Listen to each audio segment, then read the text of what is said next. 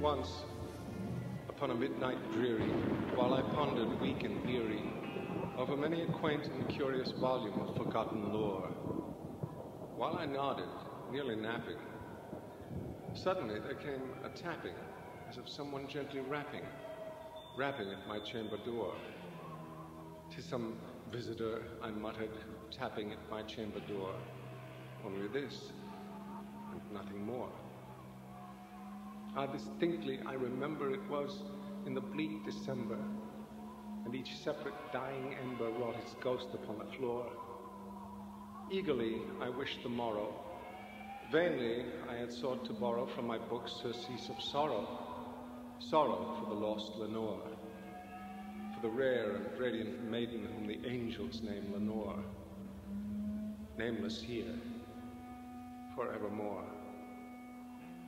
And the silken, sad, uncertain rustling of each purple curtain thrilled me, filled me with fantastic terrors never felt before, so that now, to still the beating of my heart, I stood repeating, "'Tis some visitor entreating entrance at my chamber door, some late visitor entreating entrance at my chamber door. This it is, and nothing more." Presently, my soul grew stronger.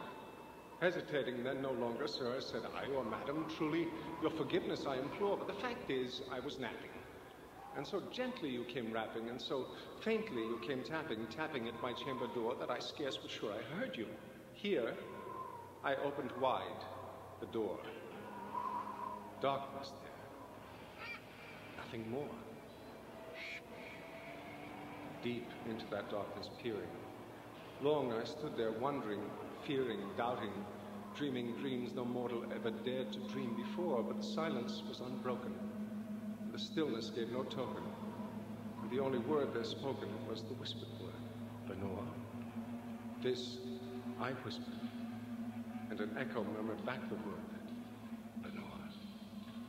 Merely this, nothing more.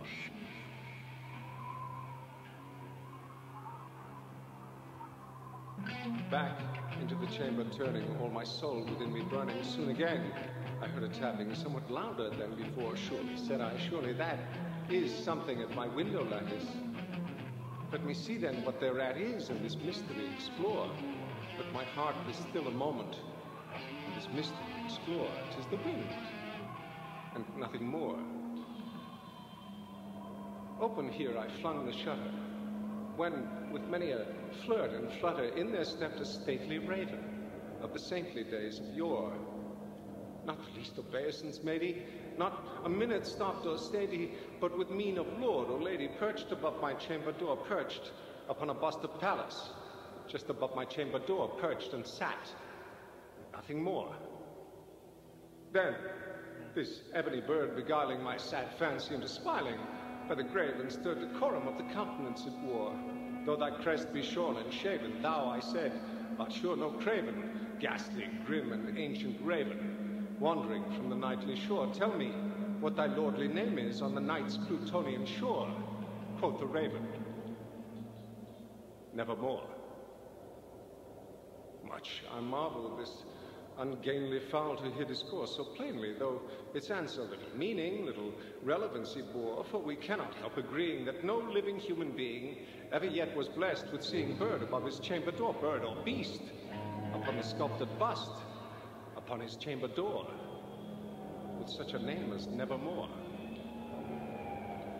But the raven, sitting lonely on the pallid bust, spoke only that one word, as if his soul in that one word he did outpour. Nothing farther than he uttered, not a feather than he fluttered, till I scarcely more than muttered, "Other friends have flown before. On the morrow he will leave me, as my hopes have flown before." Then the bird said, "Nevermore." Startled by the stillness broken by reply so aptly spoken, "Doubtless," said I, "what it utters is its only stock and store, caught from some unhappy master, whom unmerciful disaster followed fast and followed faster, till his songs one burden bore, till the dirges of his hope that melancholy burden bore of never, nevermore. But the raven, still beguiling all my fancy into smiling straight, I wheeled a cushioned seat in front of bird and bust and door.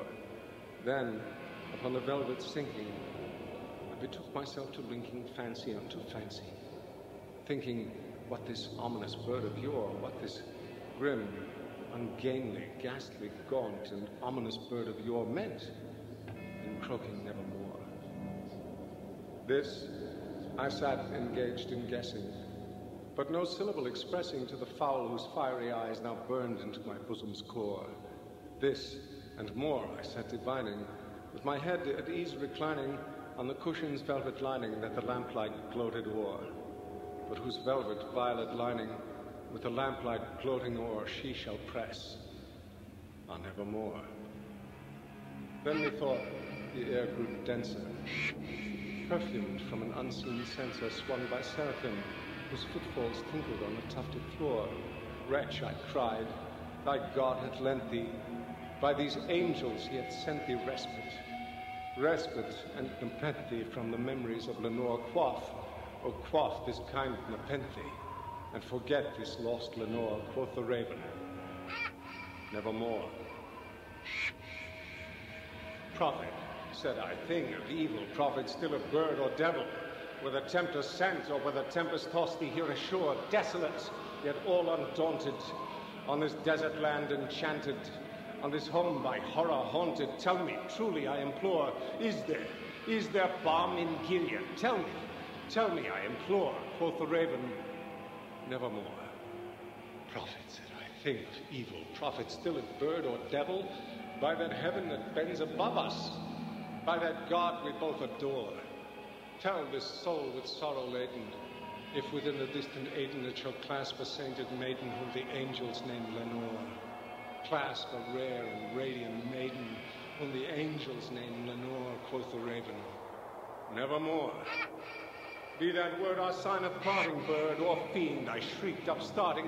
Get thee back into the tempest and the night's Plutonian shore. Leave no black plume as a token of that lie thy soul had spoken.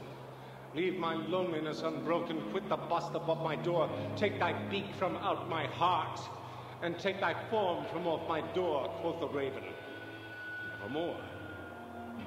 And the raven, never flitting, still is sitting, still is sitting on the pallid bust of palace just above my chamber door.